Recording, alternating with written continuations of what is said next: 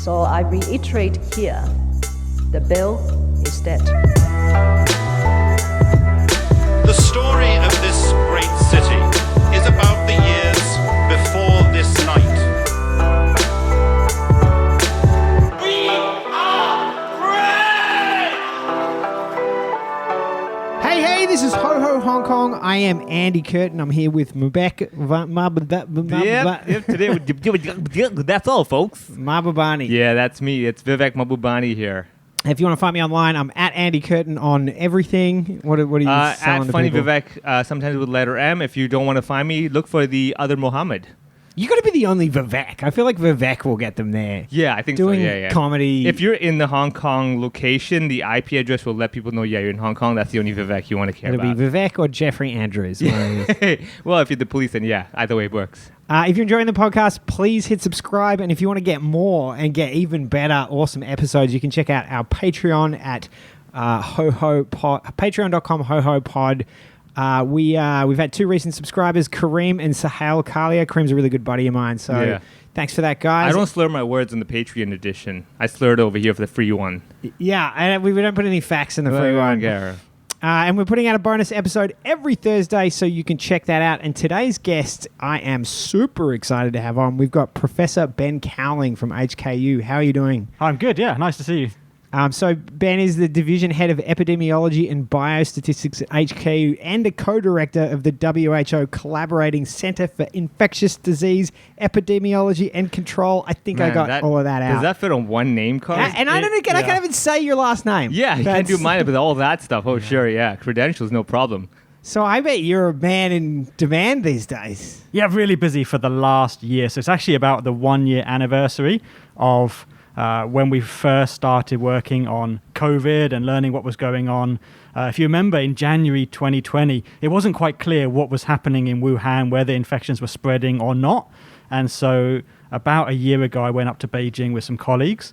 We looked at their data, worked together with them, and at that point, it was pretty clear. And it was around that time that China CDC announced that it really was spreading, and we helped to do some of the analysis that really confirmed how fast it was spreading. So what do you took, January 2020? Yeah, January 2020. It was, I think, one of our big publications on COVID came out January 29th, 2020, so almost a year ago. And that set the scene for then understanding what was going to happen in the following months. We kind of warned the rest of the world that this was coming. And initially, you remember, in Europe, in the US, wasn't a lot of interest. There were, is it really going to come?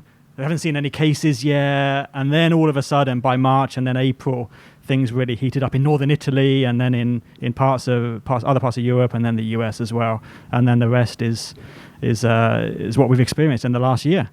Really an enormous impact, what we couldn't imagine.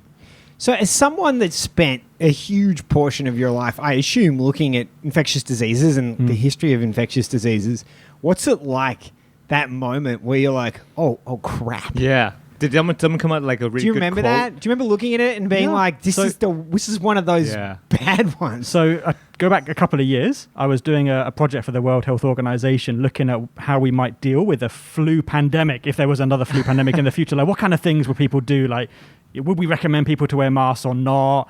Would we recommend schools to close or not? Would we recommend people to work from home? All those kind of issues. And we came up with this report and published it towards the end of 2019. And at the time we were writing it, I remember thinking it's not very likely that we're going to get this kind of severe pandemic where we have to throw the kitchen sink at things.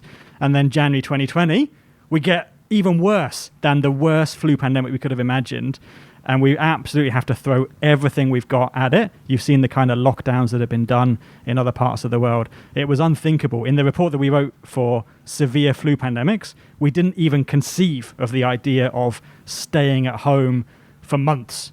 It just wasn't on the list of things to do. There were school closures. Okay, we'd done that before. There was people working at home. Okay, fair enough. Wearing masks. We didn't have an item about just locking down the entire city for a month or 2 months.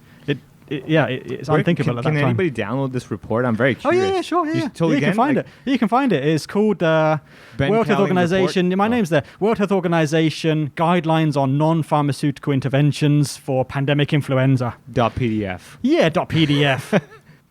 And as a layperson, I would guess that maybe this COVID is less deadly but more infectious than you're anticipating. Is that right? It's actually about the worst we could imagine. So if you get an infection which is really severe, like SARS in 2003, actually that kind of infection doesn't spread so easily. If the people who get infected all need to go to hospital, then you can focus on stopping spread in hospitals and you can do a lot of good. That's how we got rid of SARS in 2003. COVID is actually almost always mild. The fatality rate is below 1%.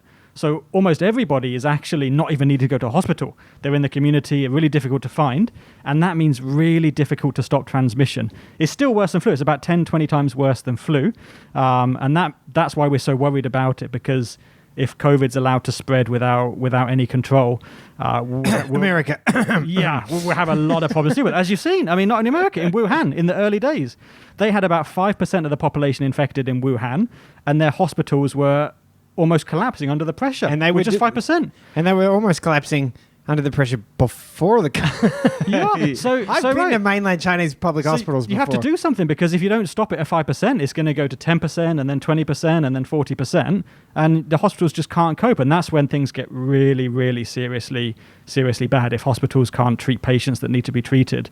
Because we know the mortality rate's pretty low, but if you can't get hospital care, if the hospital runs out of oxygen, like it did just recently in Brazil, that's really not a scenario you want to experience. Yeah, I mean, I remember, this is kind of jumping around a little bit, but I remember early on when New York got bad, when New York was kind of the epicenter for it in America, and people were like, oh, these hospitals are maxed out, there's body bags and all of that. It's like, well, things have gotten much worse since that point.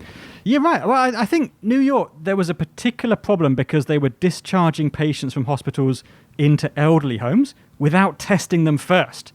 And it turns out that was not a good idea. Yeah. So there were like 20,000 deaths in probably April of 2020 in New York, many of them in elderly homes because of outbreaks that resulted from maybe older people discharged from hospital.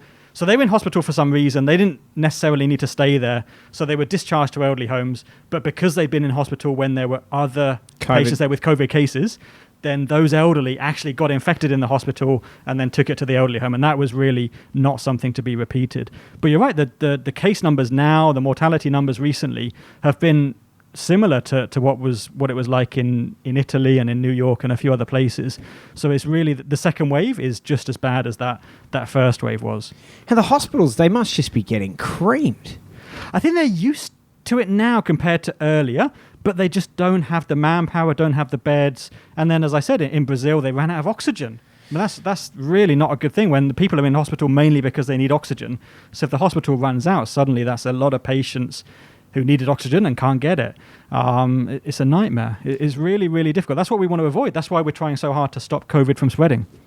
I mean, what are the things that people can do in general? I mean, we're doing face masks. I mean, we haven't read the report yet, but any like quick tips, the top 3 things you got to do? Like, there's some really good 3 C's from Japan. So avoid crowding, avoid close contact, and I always forget the third C. And avoid the Chinese. No.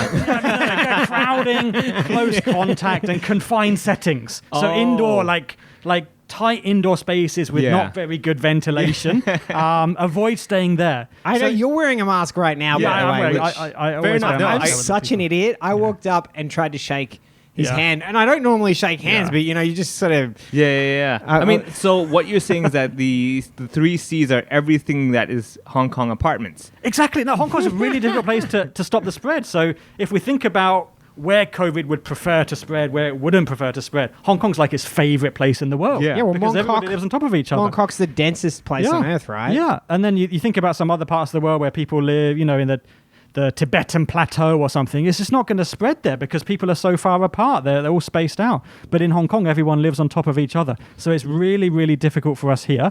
And we've seen how difficult it is to stop the 4th wave with all the measures the government's using. It's just really tough because it spreads so efficiently in Hong Kong with crowding, with enclosed spaces, with lots of close contact between people. So you ask what we can do? Yeah. Avoid spending so much time in close contact with other people. So for people that can work at home, maybe work at home. If you can stay at home in the evenings, try and stay at home a bit more. Don't go out so much. I know it's difficult for some people. And in general, just reduce your contact with other people at the moment. When the numbers come down to zero, it's okay to rest a bit, but to relax a bit. But right now, it's really a critical moment. And we've been tracking how much of this kind of behavior people have been doing in the past year. And right now, we're not doing as well at avoiding social contacts as we had been maybe in July. In July. How do you track that? Well, we just do surveys. We every week we call maybe 500 people or 1,000 people and ask them how they've been behaving in the past week. Have you been staying at home? Have you been wearing a mask? Have you been washing your hands?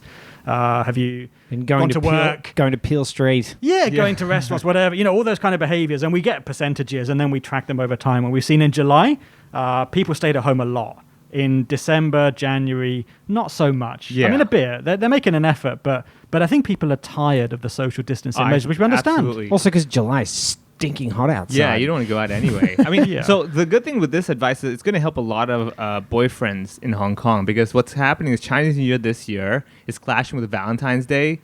So you're kind of stuck like, do I stay and spend with my mom? Do I go with the girlfriend? What do I do, right? And now you're like, hey, social distancing. Both of you get lost. Yeah, I ran away with you guys. Yeah, for your sake. I heard you raise a really interesting point on the was it OTMP podcast? You were talking about how the infectiousness from different people drastically differs. So actually, what is it, like 4 in 5 people really aren't that infectious. Right. Probably won't infect anyone. That's what we've seen in Hong Kong. I mean, if they tried really hard, they might be able to. But what we've seen in Hong Kong and in other parts of the world as well is that most people with COVID are really not very contagious for whatever reason. They're just not very contagious. That's such a Hong Kong thing. We just don't want to share. I don't know. I earned it. This is my Part of it would be behavior. I mean, if you put them in a in a small room with someone else for hours and hours, maybe they still transmit it. I know, with a beat and you but dance because, I mean, to some it. people are just So is keep that to because of themselves. a different way the disease manifests, do you think? Or do you think it's just because they're not giving it the opportunity It's a mixture. It's a mixture It's of a things. mixture, So right. some people just keep to themselves anyway. And then in some people, the infection doesn't take hold as strongly as in some other people. So they have less virus. Maybe their immune system's a little bit better, so it can start fighting the infection more quickly and keep the viral load to a lower level. And if you've got less virus in your lungs, you're going to be breathing out less virus and then less contagious. We don't completely understand why, but it's a phenomenon that we've seen again and again. Many people who are infected just don't pass on infection. And then a minority do actually. Yeah. They have, they don't know who they are, but there's been people in Hong Kong who've really been very successful in transmitting infection to the people around them. We don't understand what exactly the characteristics are of those super spreaders or those super spreading events that have occurred, but it's happened again and again. I know, it seems according to the government, it's your net worth. The lower your net worth, the more you're going to spread it to people, apparently. How much you like ballroom dancing? Yeah, that as well. So just taking a step back a little bit, you're a long-term resident in Hong Kong. When did you move out here? I came here in 2004 after SARS, and actually the reason I came was because the government decided to invest in experts to do research on infectious diseases like SARS. So in 2003, we had SARS in Hong Kong. There wasn't a lot of expertise locally in learning about how SARS was spreading, how to control it. Not really a lot of local scientists to advise the government, so they went overseas to Europe and the US to get expert advice. And they thought maybe if there was going to be another SARS, they should have a local team, because then you got people on the ground you can call up, the government can say, let's have an expert committee, which they do now for COVID, of those experts who can give them advice on what to do. And in 2004, I came as part of the investment the government made, so myself and a few other colleagues, to start doing research on And you only had infections. to wait 17 years. Yeah, I mean, at the time, we were worried. Actually, in 2004, there was a mini SARS outbreak. There was an escape from a laboratory in China and a few cases. And then from time to time, we've worked on other outbreaks. We worked on pandemic influenza in 2009, H7N9, influenza H7N9 in China in 2015. So we've been busy. There's been a lot of outbreaks in the region, and we've always been preparing for another SARS. We never really thought that there quite would be another SARS, but now that's exactly what we've got. We've got COVID, which is SARS coronavirus 2.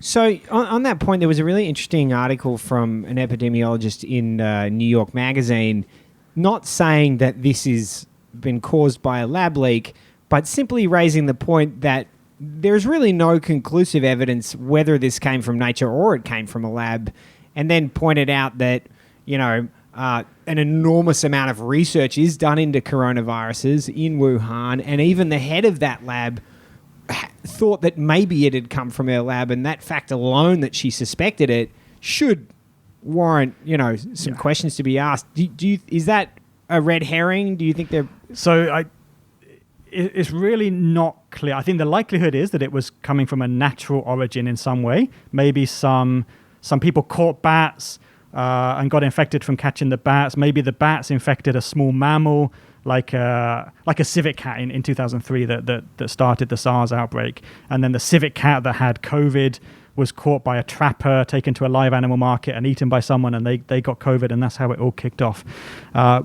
There's been a lot of surveillance done on bat coronaviruses in China and in Asia in general by a number of laboratories. So the laboratory in Wuhan, the laboratory in Hong Kong University, the laboratory in Singapore, collecting all of these libraries of bat coronaviruses, and they've been looking at them to see if there was anything similar to COVID. And actually, they haven't found anything that's that similar to COVID, which is kind of surprising, because what you'd expect to see is maybe some similar bat viruses, like almost the same, and then you can just imagine it making a final last jump into COVID. Maybe you don't catch that, but you catch all the ancestors, the grandfather and the great-grandfather. We haven't really seen that, which is a little bit surprising. And at the same time, there have been warnings over the past decade about laboratories doing what's called gain-of-function research. So there's this idea in virology. We got a virus like an HIV or flu or SARS or another coronavirus. What makes it successful? Can we make it worse? That's loss of function. Or can we make it better? Gain of function. Make it like more infectious. Yeah, make it more infectious or more adaptable to humans. Like, what would it need to do? And the reason to do that for scientific purposes is to then be able to say, okay, if that bat coronavirus got these particular genetic mutations like A and B and C, then we really need to be careful, because at that point it could jump to humans and cause a pandemic. So let's figure out what's A, what's B, what's C in the lab and do some animal studies and figure it all out.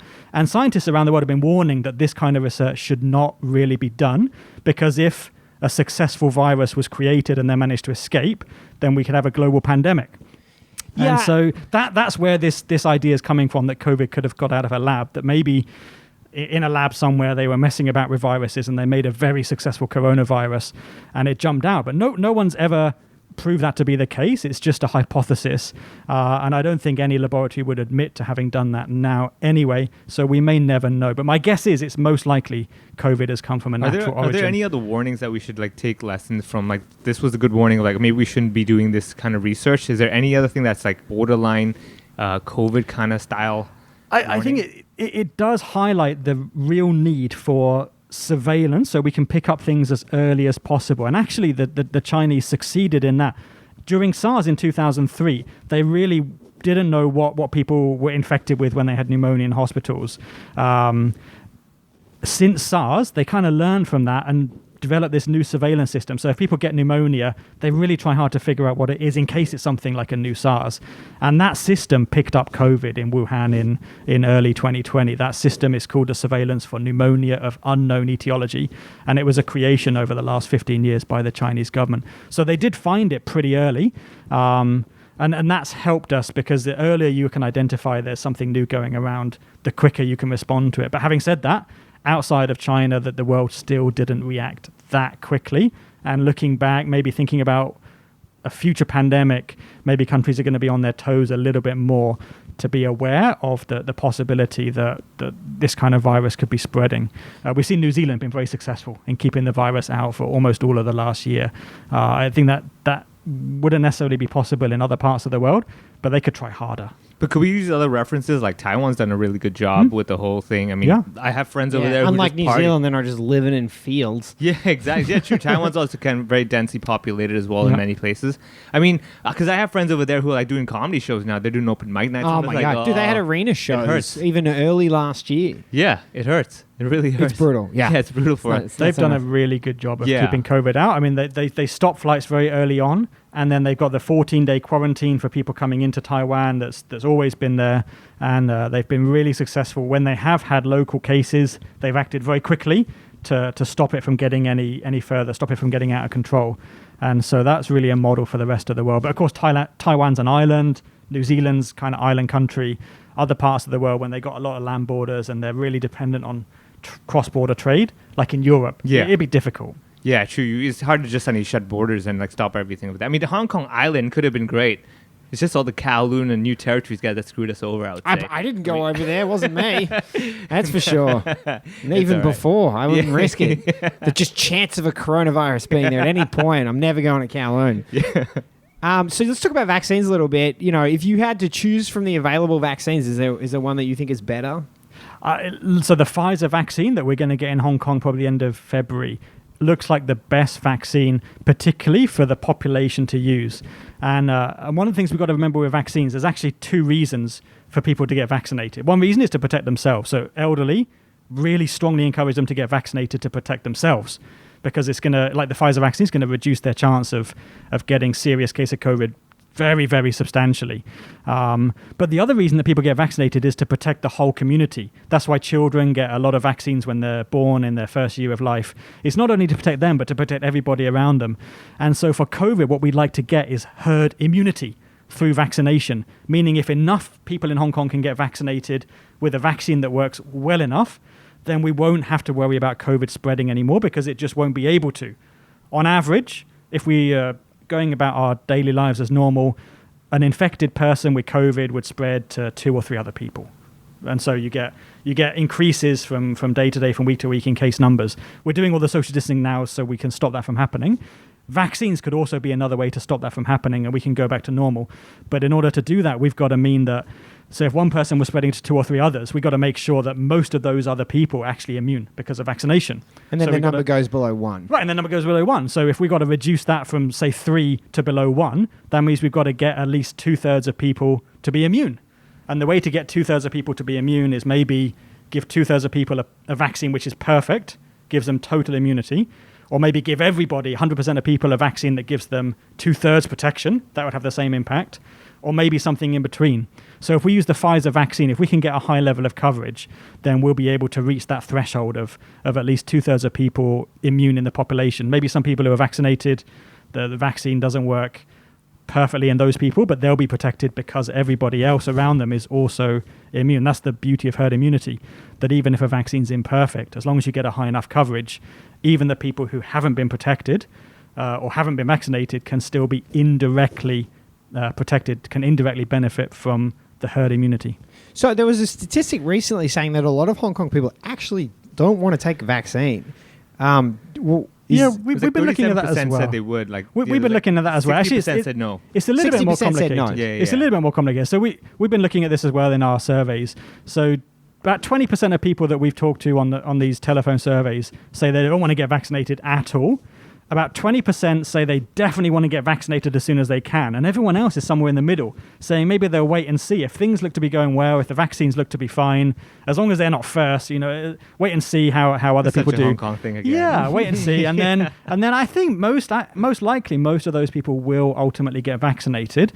But one of the things that I'm concerned about as a public health specialist is if there's some kind of media scare about vaccines, which we have from time to time. So, for example, the very frail old person gets vaccinated and then something happens to them a few days later. Yeah, everyone freaks out. But everyone freaks out. The media, Yeah. the front page says, the person got this vaccine and then they had a stroke or something. Yeah, there were some cases, was it Norway? In Norway, right. They vaccinated thousands of frail elderly and then a few of them passed away in the following days, which is not unusual when you have a lot of very frail elderly in nursing homes, some of them are in pretty bad shape. But it scares everybody. But how many of the people you surveyed were scared because of the news, or were just scared, or just I just don't want to do it because the government tells me to do it? Because I have a lot of friends who are actually very political about that if the government says take this one, they're like, I will not take that one. Yeah, so we've got to be a little bit careful as well. The government's in a difficult position because it wants to persuade people to get vaccinated. That's our pathway to get back to normal. I feel so bad that it's been forced into that difficult position. Well, but if they push it too hard, then there'll be resistance from some people who just object to the idea of that kind of thing, unfortunately. And as I was saying, we've got to get 70%, maybe 80% coverage in the population in order to be able to go back to normal. We all want to see the border open again, flights starting up again, children going back to school, don't need to work from home, restaurants open in the evenings, all those things. Yeah. We can do that once the vaccine coverage gets to a high level. But I can imagine if we're only able to get a low level of vaccine coverage, if all the vaccines that the government's purchased are not going to be used, then we're going to be stuck for another year or two with all of these social distancing measures. And I really hope that won't happen. I hope that ultimately people But is there will. a possibility of the government rolling out like a mandatory vaccination scheme? I don't think mandatory vaccination would be a very good idea. I think that will make things very difficult because of the issue that you mentioned, that once the government starts to insist, then people really start to resist. It'd be better to incentivize it. And I think in other countries, one thing they've talked about is saying that you can't fly on aeroplanes until you've been vaccinated. That's an incentive because everyone wants to do that. Yeah. So I don't know if that would be one way around it. They could do that for like menus in restaurants. You got to have this menu for this price. You got to eat vegetarian unless you take the vaccine. The bagel's $25 for non-vaccinated people. It's $20 for vaccinated. That's the most Hong Kong thing ever. Yeah, they're like, It's also going to take time. So I think Pfizer talked about delivering 1 million doses maybe every month or so, February, March, April, May, June, July. Yeah. So it's going to take quite some time for the coverage to be able to get to that high level. At least 2/3. But there's also some issue with AstraZeneca now, right? AstraZeneca's delayed. Pfizer may be delayed. And then there's the possibility of the Chinese vaccines. But I'm a little bit concerned about Sinovac won't be delayed. I'm a little bit concerned because I was saying to you that we need to get a high level of immunity in the population to get herd immunity. Yeah. And so the coverage times the vaccine efficacy. So, 80% coverage of Pfizer, efficacy of 95%, you times those two together, you get 70 something. That's good enough. But whatever coverage you get with a vaccine that's got 50% efficacy, the maximum immunity level you can get in the population is like 50%. Is it worth trying to vaccinate people with that? So, I mean, you can offer the choice, but I don't think it'd be good for Hong Kong if we have most people getting Sinovac. I think if some people get it, it's okay. But I think we should really aim to get the majority of the population with a very effective vaccine, like the Pfizer vaccine. And then other people, if they prefer the Sinovac, that's fine. We can still reach herd immunity. But if we go for Sinovac first, it's going to be difficult to get herd immunity. And I really want to see us get herd immunity in Hong Kong. Has the government done enough to secure the vaccines in a timely manner? They've placed all these advance orders, so they had ordered it months ago before we really knew how effective the vaccines were. That's taking a risk because you might be placing an order for a vaccine that's not really very good. So that was fine. Now we're struggling to get the doses, and I heard the European Union is thinking about banning export of vaccines because they want them first. And we're, of course, getting Pfizer vaccine from Europe, from Germany.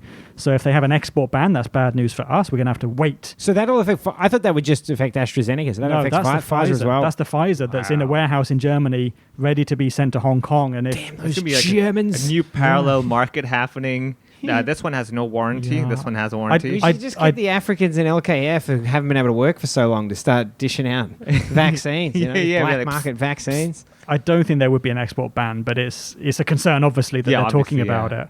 Because that's a really big impact. I mean, an export ban like that is not just Hong Kong. It's like the rest of the world. Everyone of course. Singapore's using the Pfizer vaccine as well. Yeah. Other parts of the world are using it. And so if you hold it to the European Union for maybe a few months, that's gonna slow everywhere else down. Wow.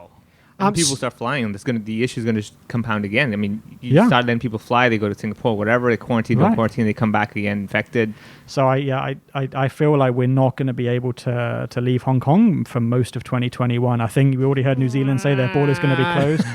I know, I'm really looking forward to being able to fly again and visit my family in the UK. And this is going to be so weird. Like the first time in a long time, people are going to be on a plane. They're like, sorry, we've landed. Could I sit for another 5 minutes? Yeah. I miss this feeling. I'm going to be like, please give me some airline food. I want a little tray. Yeah, tell the pilots to do another turn, please. So one of the things that's been trialed in Hong Kong recently is these ambush lockdowns where they come in and they say, all right, everybody in these 3 blocks is unable to leave their apartment, unable to leave. Is this useful? That's such a child predator thing to do. Like, you're going nowhere. It's a little suspicious. Yeah, I don't think the branding is quite right at the moment. I don't think calling an ambush lockdown is going to be very appealing to the people that are then kind of locked in their homes. What we heard about last night was 300 people tested to find 1 case. And I think today, most likely, there's going to be 50, 60 cases. So that's an awful lot of effort just to find 1 out of 60 cases today. I think if they invested the same amount of resources in tracking down the contacts of the known cases, maybe in a better way, a more efficient way, then probably we'd be able to get on top of transmission more quickly. But contact tracing has been difficult as well. You remember in the early days of the 4th wave, there was the ballroom cluster, the ballroom dancing cluster, where contact tracing really wasn't very effective because those cases Yeah. didn't really want to say where they'd been, what they'd been doing because of privacy concerns, which we Understood, understand. yeah. So then it's difficult because if you can't find out who might have been infected, it's only a week later that one of the cases goes to the sanatorium for dialysis and says, oh, Yeah. actually, by the way, my Yeah, wife I was a was in a- case. Yeah, yeah, Right, yeah. and they go like, oh, what? Yeah, you're in the hospital Why are already, you not like- in quarantine? Yeah, yeah, yeah. Like, your wife was a case. Yeah. And oh, dear. So that's been a problem all along. And I think it's still a problem now that we're not getting that much information from the contact tracing. Are they doing worse than other places with contact tracing? Different places do it in different ways. So in the UK, they've tried it, and it's really, really difficult. In Europe, in the US, they've got the app from Google or from Apple, but people aren't really using it because, again, of privacy concerns. In Singapore, they're doing it better than we do it here, but that's because they're using all of the resources available to the state in Singapore, meaning the police databases, the CCTV footage, mobile phone tracking and whatever. And in Hong Kong, the government hasn't gone that far. In mainland China, they're really experts at doing that as well. Oh, what a shocker. Yeah, so I mean, so when there was a case in a city, they could figure out exactly where that person had been all 24 hours of every single day, which bus they'd been on, who was around them on the bus. What they'd been thinking. Not whether, but what they'd been doing Yeah. and who they'd been in proximity with. And then all those people could have been tracked down and quarantined. And so it's really disruptive to those maybe strangers Yeah. to be quarantined just because they were on the bus next to a case. Man. But that's the way to stop it, right? If you don't do that, then you end up having to do what we're doing in Hong Kong, which is the social distancing with the bar That could- closure and all the other stuff. Yeah. That would totally ruin someone's life if, like, let's say I was on a bus, right? And you guys don't know me, and I was the one, and I'm the case that caused you getting quarantine. You will track me down. You'll be like, this guy is in trouble now. Like, 14 days later, like, this guy.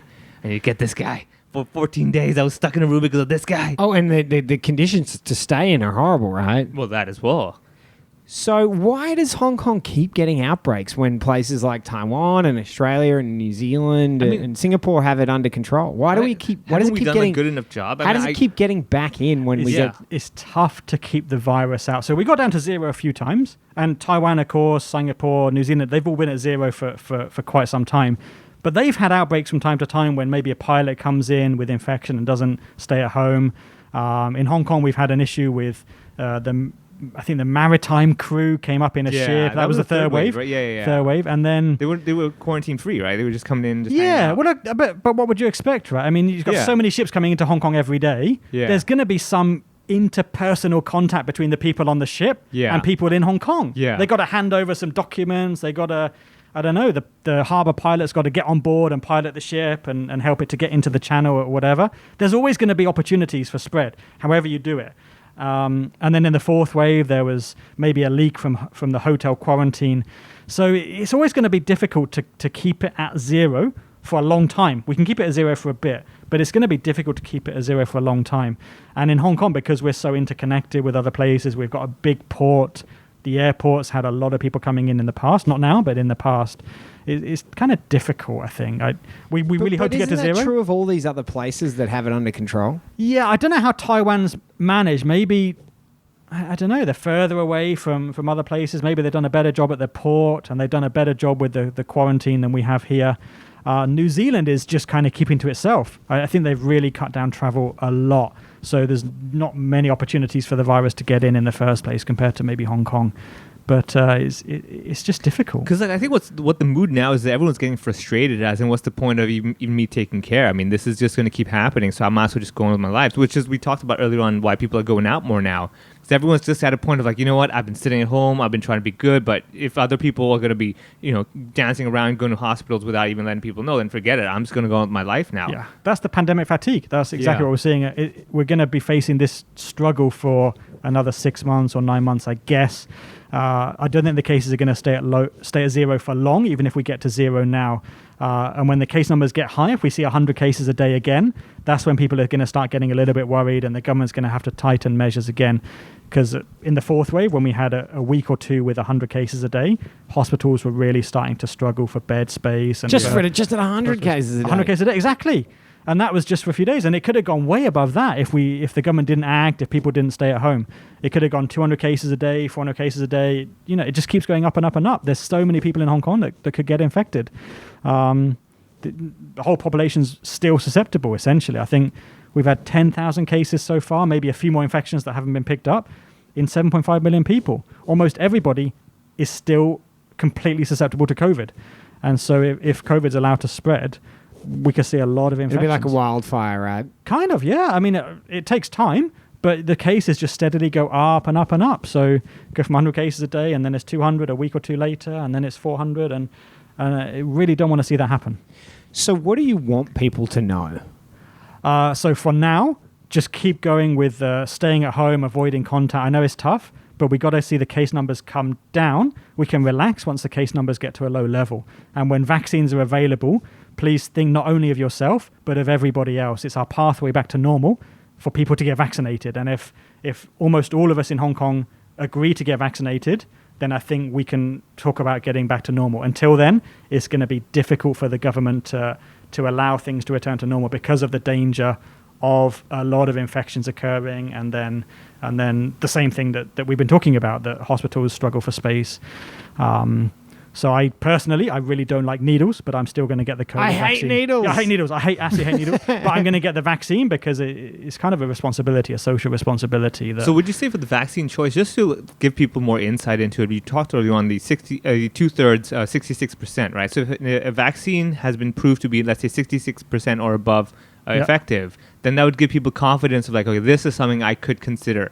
Definitely, right? definitely. That would be the issue. So exactly. I think using the percentages would at least give you a better idea than the brand. Yeah, you know how Hong Kong people think. Yeah. You throw a few numbers at them. I mean, it would be like the parents going like, you either give me the 100% full marks or none at all. Yeah. I don't do this. Yeah, we want an A+. I don't be getting an F on my vaccination. So, ideally, we'd like to give everybody the Pfizer vaccine, I think. But some people are a little bit nervous because it's such a new technology. It's a new type of vaccine. Because it's mRNA, mRNA vaccine, which is a new thing. And Sinovac is... So Pfizer and AstraZeneca are mRNA, which... Pfizer is mRNA, and there's another one called Moderna in the US, which is also mRNA. But AstraZeneca is a different type. It's also a new technology, but it's been used before for some other vaccines. They've kind of mixed together two viruses. They mixed together a common cold virus with COVID, and then grown it up, and they inject you with dead virus, and then your body can pick up the COVID part of that.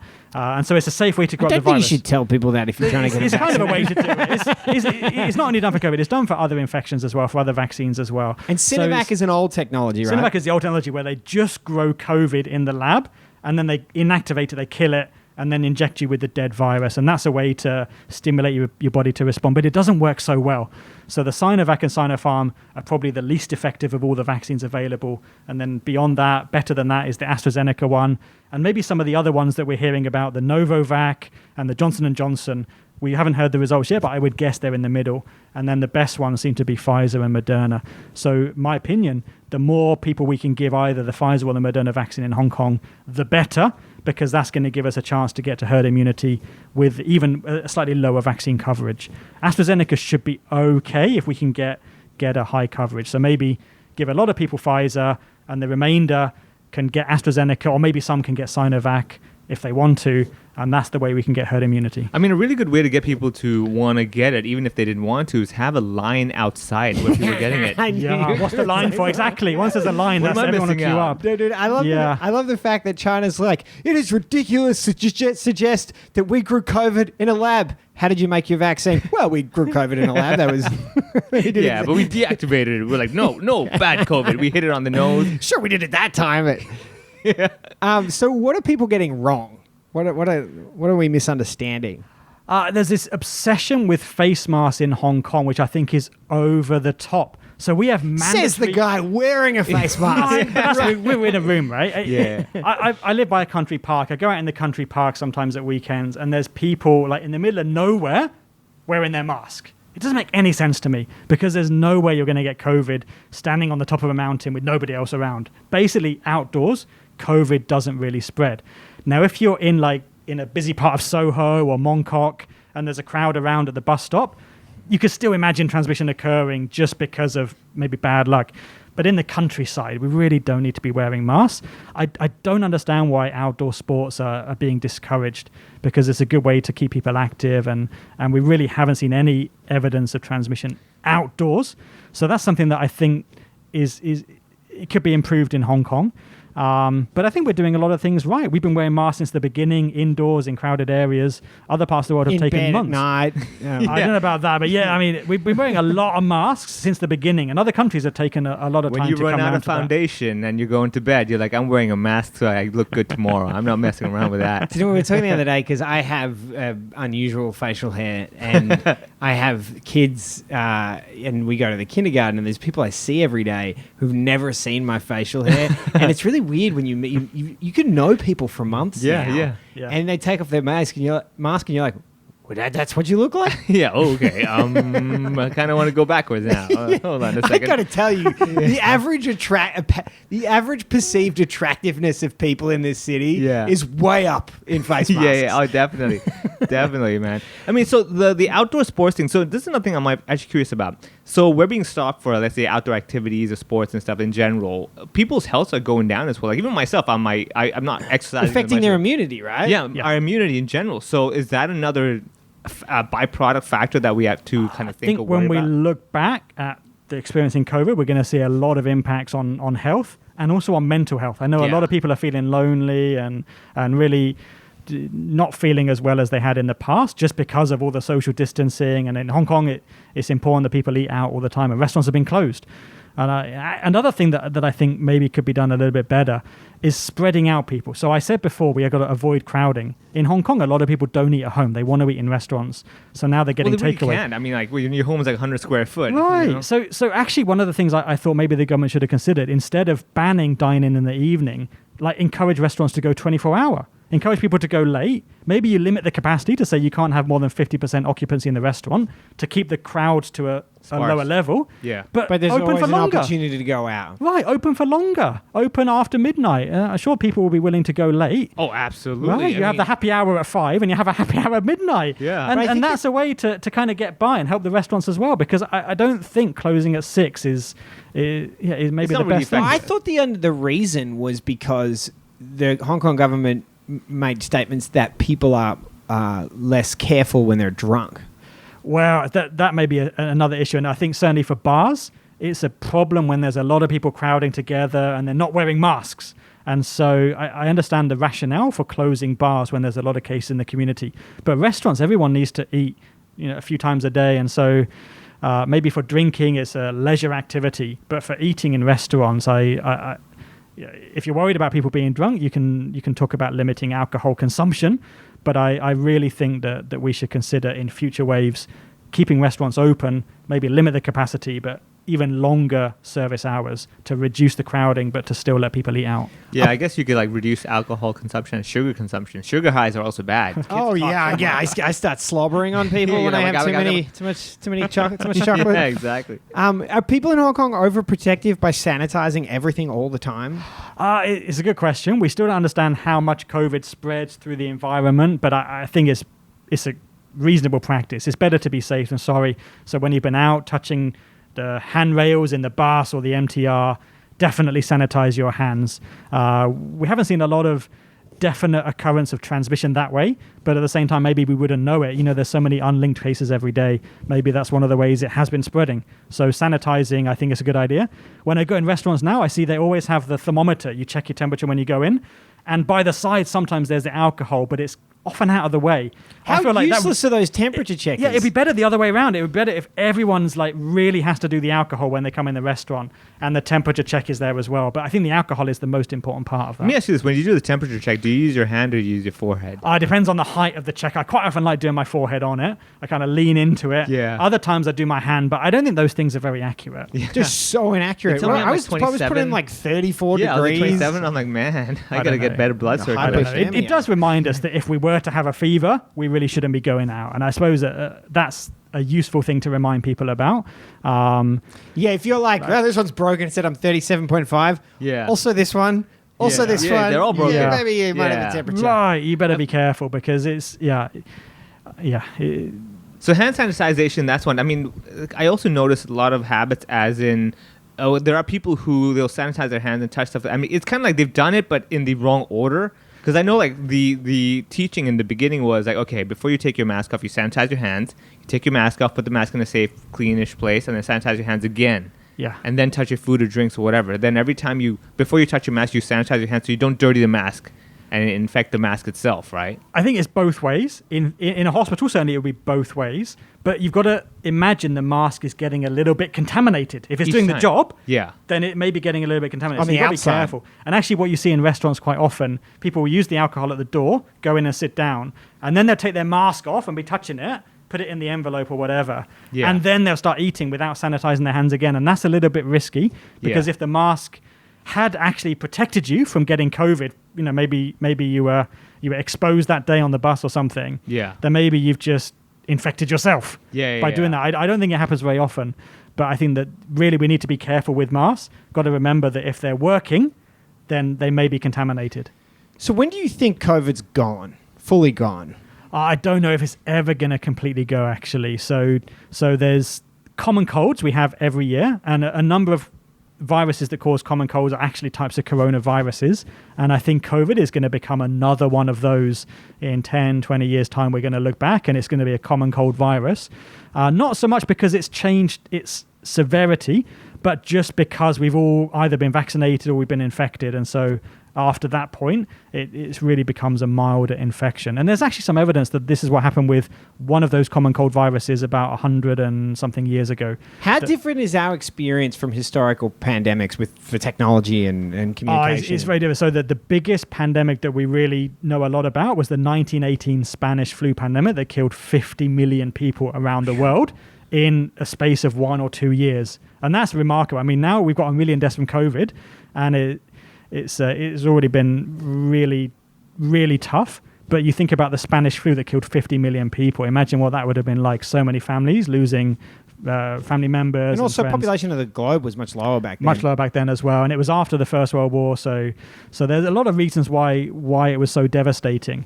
But I mean, we could have experienced something like that if the governments around the world hadn't acted so quickly. You imagine if they have 10 times, 100 times the number of infections, then you times the death count by that, and you can see how we could quickly get up to a lot of deaths from COVID. So we've done really well now compared to what happened in 1918, but it's tough to keep it going, and vaccines are our way out. What's your worst case scenario? So one of the things I'm worrying about is that we have a lot of vaccines available for somewhere like Hong Kong, but people just don't want to take it for some reason. Maybe there's been media scares about how well vaccines work, and then we're stuck in kind of limbo. So we got the way out by getting everyone vaccinated, but people don't want to get vaccinated.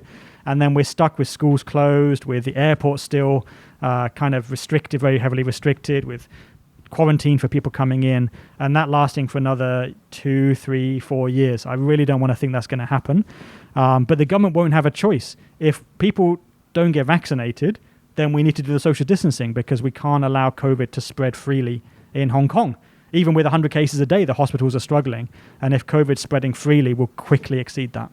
Wow, social distancing in Hong Kong is going to be the ultimate strategy, I would say. I mean, and also the ultimate challenge because, first of all, you'd either have to quota people and say, okay, you are A, you are B, so A can go up between, let's say, 1 to 5, and B can go up between 6 to 10, something like that. Would that even be possible? I don't think so. I don't think we can sustain it for that much longer. You've seen already people are very tired of it. And so that's why I really want to see high vaccine coverage towards the second half of this year.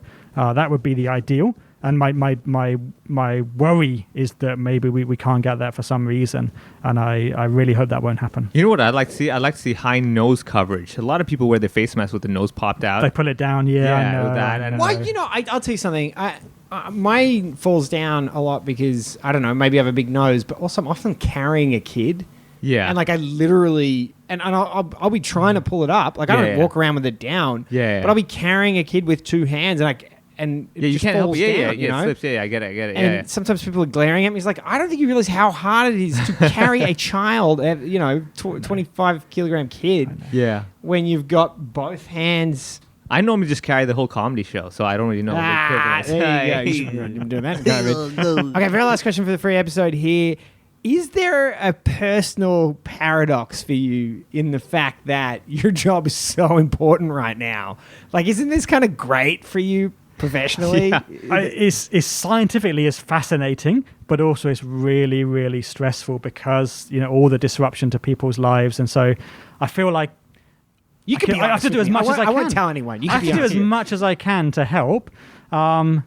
And it's kind of tough. I feel the pressure of, what kind of advice should I talk about restaurants being open in the evenings? But then if I recommend, if the government adopts that, and then it turns out there's some outbreaks, is that kind of my fault? So I got this pressure as well about trying to give sensible advice that turns out to be useful and helpful.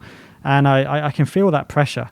But it scientifically is totally fascinating for someone like me who's been studying infectious diseases for more than 10 years. Been on the lookout for something like this, and now the chance to study it. It's professionally, it's really, really interesting, and I'm glad that my skills can be of use. Do you think this period of time can really affect the trajectory of your whole career? Sure. I think so. In the university, Hong Kong University is very strong in research on infectious diseases already, and this has shown. I think we've shown the world what the value is in investing in this kind of research.